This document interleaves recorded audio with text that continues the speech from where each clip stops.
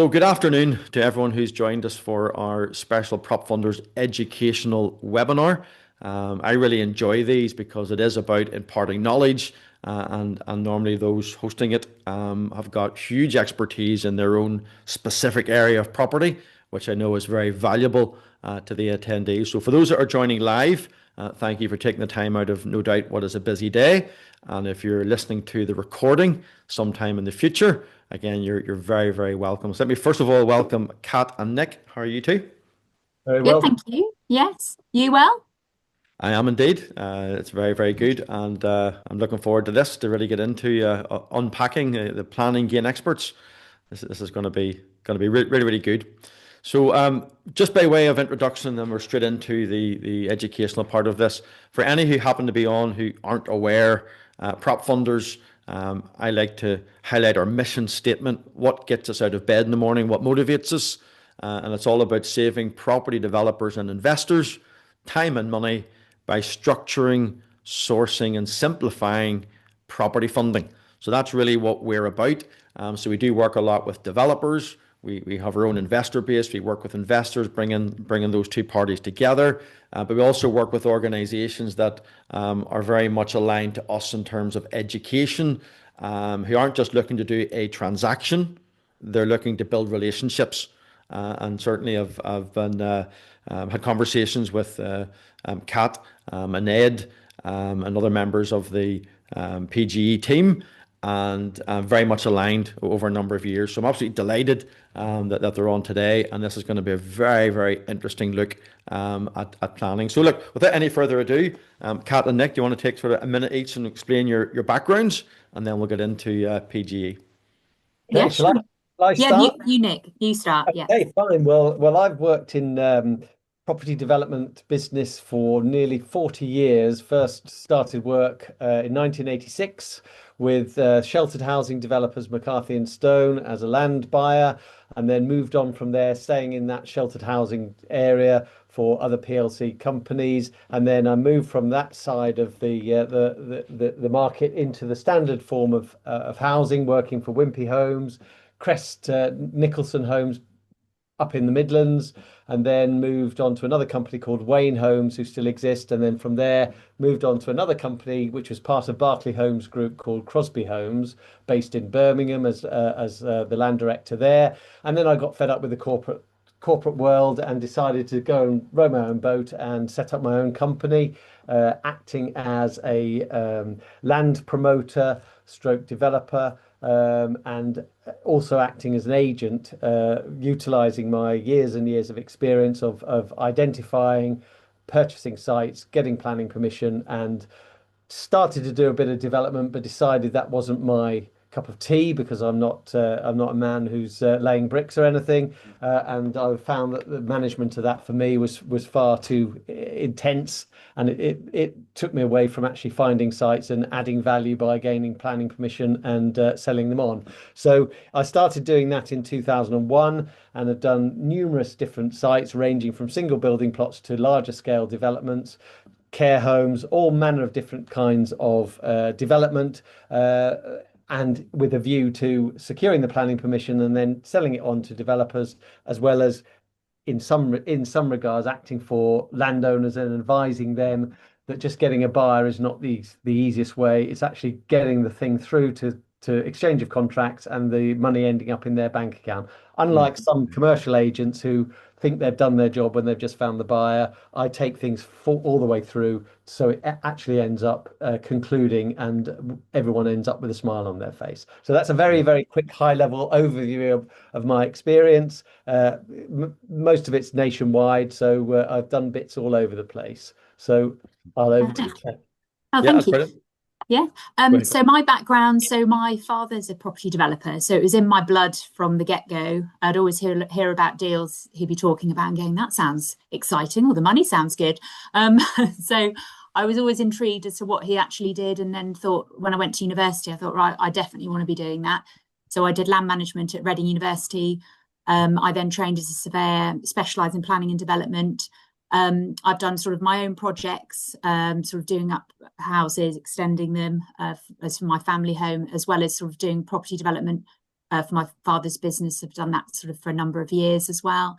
And that sort of made me realise there was a bit of a gap in the market and an opportunity for planning gain experts, in the sense that my dad would always sort of fund his own projects himself. And, you know, he'd run out of funds. He'd have to wait for those projects to come to fruition. And I thought, well, you know, there are a lot of investors out there who are looking to grow their funds, to grow their wealth for their pension. And if it was in good hands, and if the team around us could look after those projects and had a good track record, that's kind of made my business partner and I realise that there was an opportunity there. If we could, say, form a business, I guess I'm jumping ahead, aren't I, David? That comes in later. Yeah, no, but you've explained how you. That's kind of how it sort of led to that. Really, it was probably brilliant. From, as I say, realizing that, you know, there's a lot of people that fund their own projects and thinking we can do this better. But I'll wait for the next slide to. Yeah, no, absolutely fantastic. It's good to see kind of the journey that has brought you both to where you are now, in terms of part of this team, which, as you say, we'll get into. So, okay, well, look, we're going to get into the nuts and bolts now about planning gain experts and the model they have, which is quite interesting. Reminder for those that are regular attendees on these, we don't use the chat box, but if you have a question or indeed a comment, we really encourage that. Put it into the Q&A. And I'll then introduce it to the conversation. If the conversation has moved on and the question is no longer relevant, we can always follow up with an email. So if we haven't asked your question, don't worry, it'll be captured, and we'll certainly endeavour to answer every question. But we do encourage participation because it's live here and it's a recording. Then in the future, we don't mention people's names. So don't be worrying about sort of anonymity. Ask a question and we'll not be reading out your name on the recording. So brilliant. So planning gain experts, I suppose you can say a little bit, the name gives it away a little bit, but sort of high level, how did this come about in terms of where you are? So as I was mentioning, you know, I saw there's an opportunity, my business partner and I saw there's opportunity in the market where there weren't really opportunities where investors could invest in projects that would mean that their investment was safe, it was in good hands, and we formed basically an education right at the heart of what we do. So we started off with an online training academy, which has then pivoted to a franchise, which is where we teach people how to be land agents, successful land agents. So they have the online education, and we've got a team around them with our land mentors that will help support them and help projects go from start to finish successfully. And then it's opportunities for investors to invest in those projects where they know it's in good hands. They know the people behind it have done this before. They've got a good track record. And also where we are slightly different in the sense that our land mentors are very much incentivized. They get profit share of those projects. So it means they're not just paid and then that's it. They don't really care what happens to the project. They actually see it right through from start to finish to make sure it is successful at the end. So hopefully that's sort of, in a nutshell, so the business. Does that sort of explain it well? No, I, absolutely. And then when you start to dig into that a bit, then what you're looking at is any business needs to have proper vision, proper mission. And as we have discussed over the months, I've been impressed by the fact that you, as a corporate team, have taken time to really establish a clear vision. We'll come on to mission in a minute, but do you want to just speak to your vision? What is it that motivates you? What are you trying to achieve? Yeah, so obviously I'll read this slide and then I'll sort of add to that, I guess. So we're a dynamic planning and development company with an exclusive franchise and investor club, which we said. So we are literally all over the country. We're remote based, which means we can seize any opportunities. And so we're growing our franchise all over the country. And because I guess the great thing about technology now is that we can support people on Zoom. About helping our franchisees get deals over the line and assist them and jump on calls with landowners to help give it more credibility, to say that this is our track record. We can help obviously achieve what you're looking for the land, so you get the best price, etc. So our team I guess if you look at all our teams, so we're a group of property developers, planning consultants, charter surveyors and land managers in a nutshell. And our vision's to lead the UK with the largest network of land agents driven by a team of seasoned experts with a century of collective experience. As I've sort of touched on this before, we are a franchise operating all over the country, and it is supported by our team with a lot of experience, independent experience with different property types. And they were dedicated to creating a comprehensive investor club that empowers individuals to make responsible land investments, grow their wealth, and access our rich online education resources. So in particular for our investors, we want to make sure that when you are investing in projects, that you obviously, we've pulled it apart already. We've already looked at how we can de-risk it as much as possible for you, mitigate those risks. And your projects are in safe hands, and it goes well together. You're looking for ways of growing your funds and growing your wealth, and obviously we're looking for investors to invest in our projects. So it's a very good relationship. We're looking to grow together in the long term. Mm-hmm. So again, maybe a good way of putting it is it's almost like a community, because you've got the franchisees, those who are wanting to go and source the land and secure the land and all of that, and then you've got as part of your community, investors who are looking to take advantage of the timing, if you like. And in terms of Nick, obviously you can speak to this slide, but one thing that's in my mind is there's been quite a bit of a journey, probably over the last 5, 6, 7 years around planning. You had COVID, you had all the problems after COVID, the Liz Truss effect, and I know there was certainly a time, maybe a year, 18 months ago, where a lot of developers had almost given up on planning. There were so many delays with local authorities, challenges, and I certainly know some investors that put money into planning deals that looked straightforward, and they're still not through the process. So why do you think the timing's good now, and how does that sort of fit in? Yeah, I think as you say, the influence of COVID delayed planning permissions coming forward quite substantially. Myself, I experienced that. I had an option and promotion agreement on an allocated housing land site. And it took me 2.5 years from submitting the planning application to actually get my planning approval through. The principle of it being approved was there because it was allocated in an adopted local plan. But because of COVID, changes of staff, etc., that delayed matters.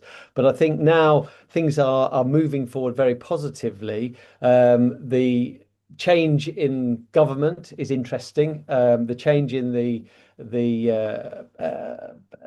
National Planning Policy Framework, which was introduced in December last year, has made some significant changes. It has meant that some local authorities who, for example, may have had under the old planning policies, say a 9 or 10-year housing land supply, the new government has actually changed the way that's calculated. So someone previously showing that sort of land supply for housing numbers now may be less than the 5-year housing land supply, and there is now an obligation on local authorities to have a minimum housing land supply of 5 years, which previously was the case, but then the importance of that was taken away by the previous government, and that has now been reinstigated, and a lot of local authorities now are desperately needing housing numbers, and that applies throughout the whole country. That a lot more housing numbers are needed, including, as I'm sure most of you have heard, the change in developing greenbelt sites, which at one time can't waste any time or effort on that. Need to get it allocated, taken out of greenbelt, whereas now they've introduced this new what's called the grey belt situation, which does give development significant more opportunities, as long as it doesn't.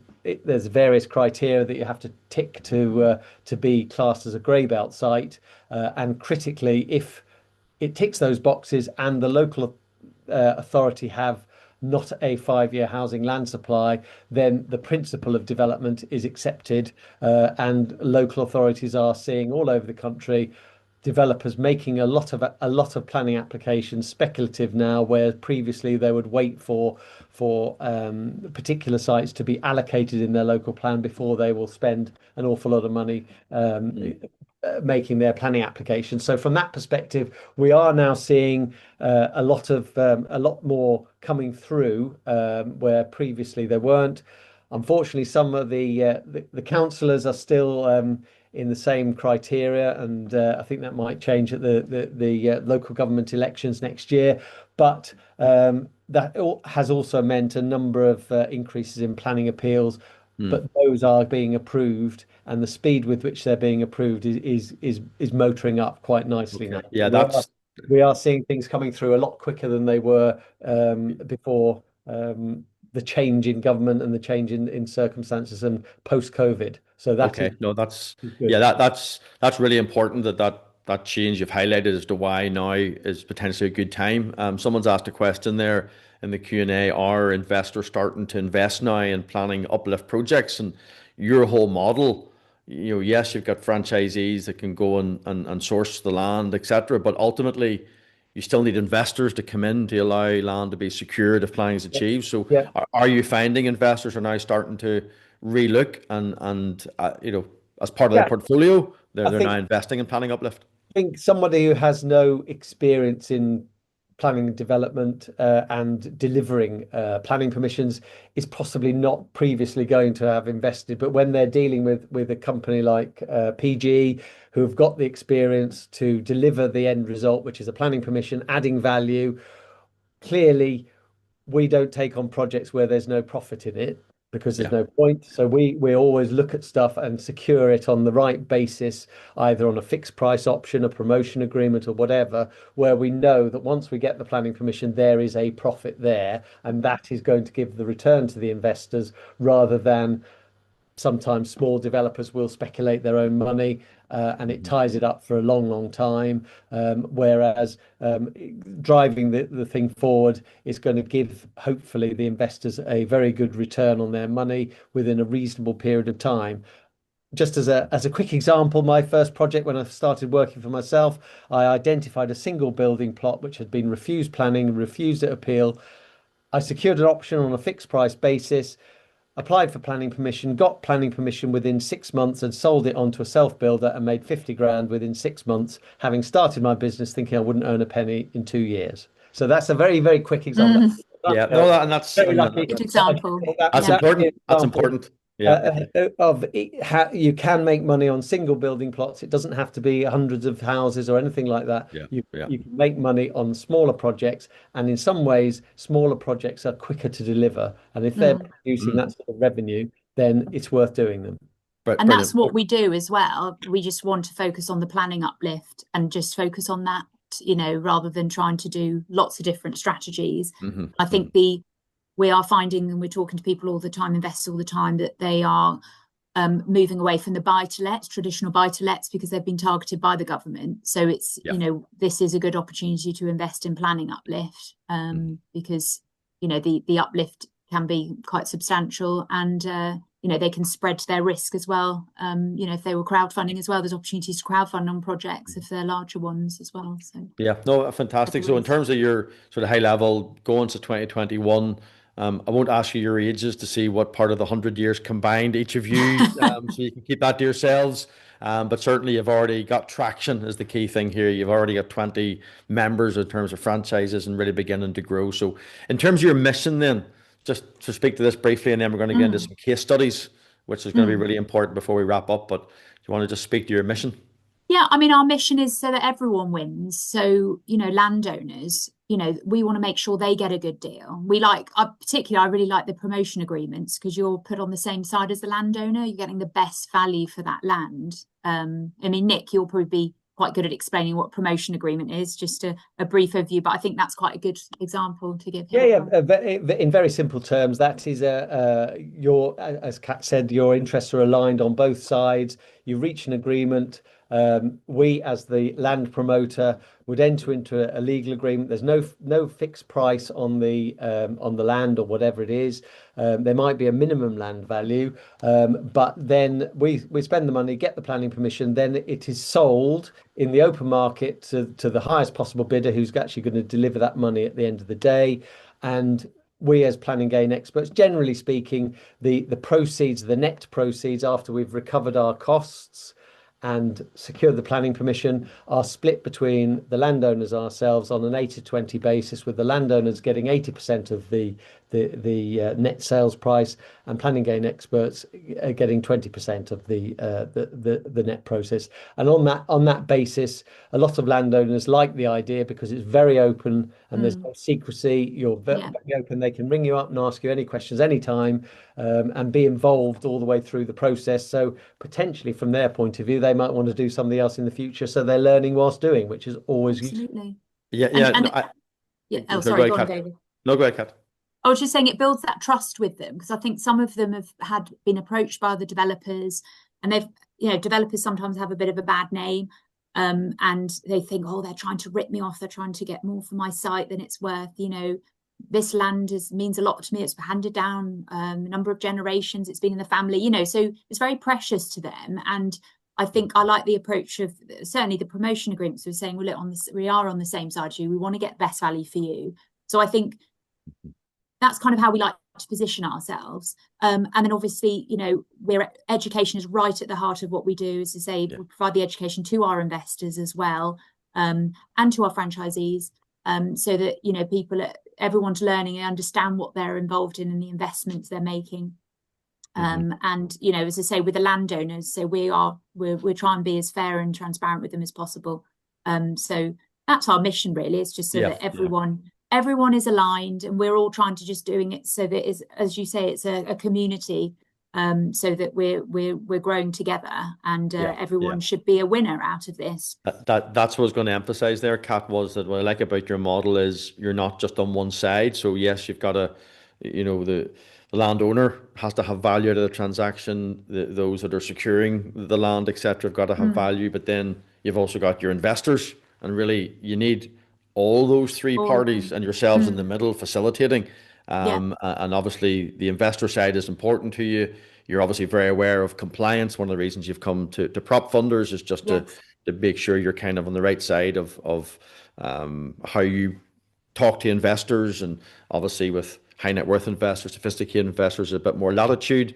But as you mentioned earlier, there's crowdfunding. So if you decide to access sort of the retail investor market, then you can go to a crowdfunding platform and be able to market then to retail. So you're kind of trying to bring everyone together, which is good. Now, we've already probably covered most of these as we've gone along, but clearly there is a problem out there, and you are the solution. But is there anything else on the problem you want to just highlight before we move to the solution? We've touched on a lot of those things with the changes in the planning, national planning policy framework, objections from neighbours and people. That's quite normal, and the majority of people are objecting because they're jealous that they don't own the property. But sometimes being there for rather than a landowner making a planning application, if it's a third party, they can shoot down the third party rather than the landowner who's sitting to one side. And sometimes that helps smooth things out from the landowner's point of view. If their neighbours are annoyed that they're doing something, they're in the firing line, whereas we will be, and obviously are used to taking all the telling off and responses from the neighbours. And local authorities pushing back, yes, that does happen. Generally qualified planning officers, and if we're meeting the criteria required, it's pushed back from councillors and on a NIMBYism basis, which again the government is talking about changing that slightly, and there's various things in the pipeline happening that will mean that people on the planning committee will have to have training and will need to read what they're told about, rather than just not liking it because they don't like it because they live next door or whatever. So it's one of those things. So and it's interesting that you've highlighted there some of the issues which is so relevant. And again, what some people fail to understand is you've got this pendulum or things ebb and flow. There's a huge need for housing in the UK. Nobody is going to contend with that. There's obviously a limited supply of housing out there. The only real way of solving it is to grant planning to applications to create some more stock. I mean, it's as basic as supply and demand.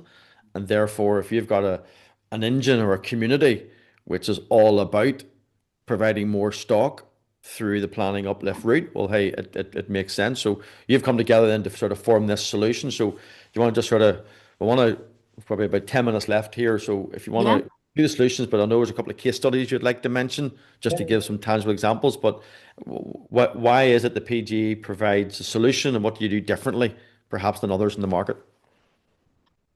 So I'll just read this slide and then I'll sort of chip in. So we're a team of specialists ranging from land agents to planning experts. We're here to assist you in overcoming the challenges associated with the planning areas of expertise. So obviously we'll look at all sorts of sites. We'll look at sites that don't have planning in place, that have expired, that have had a refusal, because we can look at the reasons they were refused and see, well, how can we mitigate those issues? And it could be it was poorly designed, you know, and it could be quite a simple fix. There could be planning already in place, but we think that there could be a few additional plots that you could get on the site, and now it becomes viable again. Sites that have got existing planning and then, as I say, repurposed, the market's changed. So again, you know, we're quite creative as well, and we'll look at all sorts of sites to see how we can extract value from that. And I think because there's a team of us and it's growing all the time, like our land mentors will be growing as well. And then we've all coming in with our different experiences that we can bring to the table to try and, you know, look at every site on its merits. And then, as I say, right at the heart of it is the educational side, as I say, the franchisees. So we do joint ventures with the franchisees as well. So again, it really motivates them to keep sending sites through to the business. So that's the beauty of this, that we're always going to have a pipeline of deals coming through the business. So anyone that's part of the investor club will have obviously priority access to those deals. And then, to say, investors, if they've got their own sites that they want consultancy on, that they can come to us and talk to us about any concerns that they've got, knowing that the advice we're giving will be because we've got a lot of experience, and then we can obviously pass that on to them to hopefully save them money and get the best value for their land, and help them avoid mistakes that others are making that are novices and they haven't got the experience that we do. So the cost of, you know, not getting the advice could be, you know, cost them hundreds of thousands of pounds, you know, if it goes wrong. So that's another thing that we're really conscious of protecting investors as well, because I've had so many horror stories of just them not being protected. And I think I feel that's right at the heart of this business, is that we want to protect investors. And we want that transparency, and the team we've got in place is so that there's constant checks in place. You know, it's checked at the land mentors level, it's checked at the chairman will have a look at the bigger sites and the complicated sites as well. And, you know, obviously there's another slide, you know, our whole team, etc. And then, as to say, the planning team are also looking at sites. So it's checked on a number of levels, not just with one person, to make sure it's protecting our investors' money. Yeah, okay.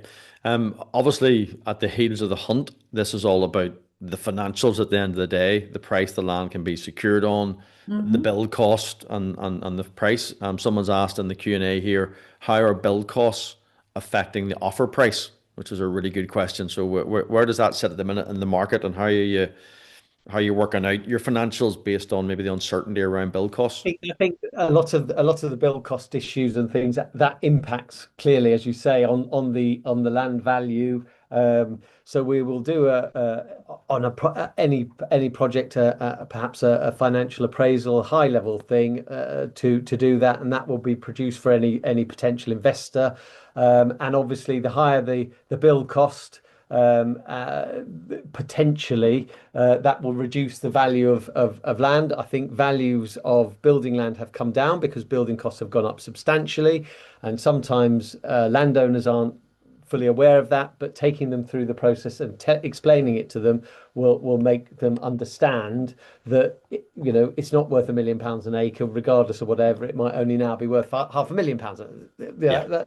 That being a high level, not specific, but understanding what the building costs are, what the additional costs might be from legal planning agreements, for contributions for education, contributions for community infrastructure levy, various things like that, all need to be taken account of when you get to a value that you believe the site is worth. But clearly we don't pay the value which we think it's worth, because we need to make money on it. So our expertise comes in terms of negotiating either the price or the agreement with the landowner where it's not a fixed price, and if it's on an option or promotion agreement, but to give them an idea of what it's worth so they can understand how much money they're making out of it. But equally, from our point of view, knowing that we're going to make money out of it. Because there's no point in some instances, if there's a piece of land up for sale, being floated around the marketplace, and we're competing against builders who are going to make their money building the sites out. They're not going to necessarily work for us, so we don't generally get involved in that. But there are occasions when you see stuff that is on the market where you can do a slightly different angle, do something else which can deliver the value that we need to achieve to actually make the money out of the project. Yeah, okay. Brilliant. So before we do a case study, this is obviously a very important slide because you've mentioned education numerous times, and this really is where you're different than other organizations out there. So just sort of speak to this model. So if someone's an attendee on this that maybe never heard of PG before or saw you online, what are you offering? What are the different ways people can engage with PGE? So we've got our investor club, which is basically the online education, which is the same as what we're offering, very similar to what we offer franchisees, in the sense that it's lots of modules that they can watch as to how, we appraise sites, and how we can look to de-risk things, and the whole process of planning and development. So that's kind of really what they'll be benefiting from if they're part of the investor club. They'll also be able to get consultancy on any sites that they have, and get priority access as well to the projects that are coming through from our franchisees. So again, everyone's very much informed about the planning process and the planning uplift projects.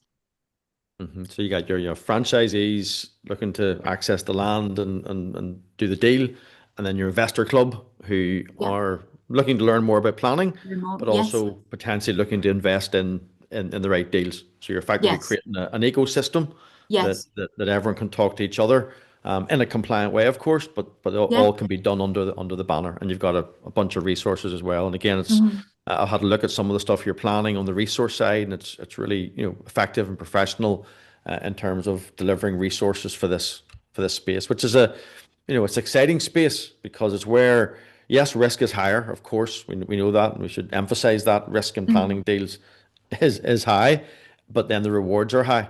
So the individual investor makes up their mind or her mind as to what they're looking for in an investment opportunity. But I've certainly come across in the past a lot of investors who just aren't excited by a buy to let, who aren't maybe excited by the risk that goes with development. And they're happy to say, you know what, I'm happy to take a punt on planning uplift. But I want to make sure that those running it know what they're doing, and that's really where you come in. So I think if you speak to the team, and then maybe we'll pick one of those case studies to speak to before we wrap up. So you want to just very quickly, sort of 15, 20 seconds, each of the key team members.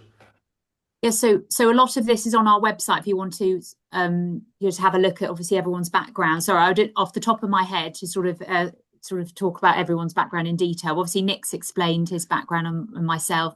Ed and I actually met. We were part of a franchise before, and that's how we've created our franchise, is looking at what they did well and what they could have done better. So it's really informed us on both sides. So Ed's got a lot of experience to say doing property investment, and sales. He's got a sales background, so he's fantastic with the sales of the franchise, and helps growing our team there, and also speaking to investors, as he is one himself and understands that. And then Paul Hanson, a very similar background to Nick, very experienced land agent, and he has a specialism in renewable energy. So again, he's been really helpful to come in on some of our projects and advise on that side. And we brought in Paul again as a way to look at certainly the big complicated projects, just to make sure we've thought of everything and that we're not missing anything, and we are de-risking things as much as possible. And Manda's very experienced on the planning side. So she's got sort of over 20 years experience as our planning expert. Again, looking at appraising sites for us and making sure that they are going to be viable. But as I said, if you want to read the full profiles, they're on our website. Yeah. Okay. So let's just maybe do this first case study, and then there's a couple of quick questions to wrap up on. So okay, very quickly, I'll whiz through this one. This is a site in the West Midlands. It's in Greenbelt. It had been used in the 1960s for manufacturing blocks of concrete blocks really, and had stopped doing that probably in the early 70s. And it was just a site with a concrete apron, more or less, where you can see the built form there. Secured an option on it. It was bought by a neighbour who bought it for, I think he paid 20 grand or something for it, and he just didn't want anyone to build on it, so he bought it. And then he was thinking of getting a bit older and realizing that he wanted to move and downsize as he was getting old. So we secured a fixed price option on this site. We submitted a planning application for I think 4 or 5 houses. And ultimately were advised by the particular local authority that that wasn't going to touch the fit the character for what they wanted, because it was in Greenbelt in quite an open area. And so we withdrew that planning application. Originally, we thought because it had previously been used, it could be classed as what's called a brownfield site in the Greenbelt, and there were national planning policies allowing development in that sort of thing. But we also looked around to see what demand there was, and came up with a scheme to put a care home on this site. And ultimately, we liaised with one or two of the councillors at the local authority. The planning department were anti the development, and it went to planning committee, recommended for refusal, but it was overturned by the committee, who could see that there was a need in the area for this kind of care home, which was specialising in dementia care. And ultimately, we got a resolution to grant planning permission subject to Section 106, which is a legal planning agreement, which we entered into and secured the planning permission. And then we sold it on to a care home operator, and he paid us significantly more than we had paid. I think from memory, figures meaning nothing, I think we had it at a fixed price of about 275,000. And then we sold it on to this care home operator for just under £1 million. And it didn't actually cost us an awful lot of money to secure the planning permission. So on that one, we did deliver a site with a planning permission. The guy who bought it went in, replanned it, and actually got more numbers of beds on there than we had. And he's actually now got an 80-bed care home on there. Right. Okay. Very good. Very good. So he made money out of it as well. So yeah, no, that's brilliant. That's a good example. We all had a big smile on our face, having secured a planning permission. Then he went back and rejigged things and made it a bit bigger. So yeah, no, listen, and obviously, of course, they all don't go as well as this one. We all know that. That's the caveat. But again, it's good to show tangibly the type of money that can be made when it goes well, and the sort of return on investment. So there are other case studies. We'll be sending the slides out to all the attendees. So there are other case studies here which you can read through in your own time. No doubt we'll perhaps having a follow-up one on this, where we might even deep dive into a couple of case studies. But to finish off, 2 very quick questions. So good questions asked there. What is the typical size of site that you're looking at, or that you've had into the system? I think there is not a typical size of site. We'll do things from as I said earlier on, you can make money out of single building plots. We generally speaking, I think in a very, very expensive area, you can probably make enough money out of it. We have recently, just with some of the franchisees, working in conjunction with them, have agreed a couple of small sites, one for I think 4 or 5 dwellings, and one for a pair of detached houses, where we're in the early stages, just about to instruct lawyers on those 2. But equally, we are looking at some strategic land, whereby we were looking at probably 30, 40, 50, 60 houses on sites. Yeah, so quite varied. Yeah, very, very, very, very varied, and equally not just housing. We look at care homes and other things like that. So there's complete flexibility, and equally some other things which are also can generate good value is EV charging stations for cars and things like that. A single point can be rented out with an electric charging point for about £3,000 or £4,000 per annum. So the value of that site can be quite significant. We are looking at one or two of those as well. Okay. Anything in the southeast? Someone's asked here. Any success stories in the southeast? Southeast, well, depends where you call. Just a yes or no answer. Yeah, well, I guess yes, I've done stuff in the southeast in the past, and we have got a number of things in the pipeline at the moment which are in the southeast. Okay, we're all over basically, David. We look at, before we even get too much in the detail, we always have a conversation with the franchisees right at the start of their training to say, right, let's make sure the areas you pick are viable. So we always do that before we spend too much time on even looking for sites. It makes sense. Makes sense. Okay, so last question that's here, probably a good one to end on, because there's someone just saying, so look, just to clarify, the model. So are land agents the same as franchisees? Investor Club are lending you the money to get planning on a fixed return or JV question mark. So that's a really good point. Is it equity or debt you do, or both? And are land agents the same as franchisees?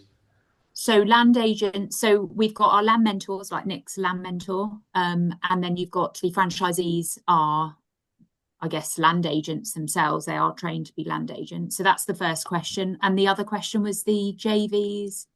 Yes. So in terms of the investors, can they participate? Is it loans they give you for a fixed return? Do they JV with you fully as equity, or is it a combination of both? Or are you open to conversation? It can be a combination of both. And as I say, we're quite creative and we're quite open-minded about how to structure deals. So again, it'd be on a case-by-case basis, I would say.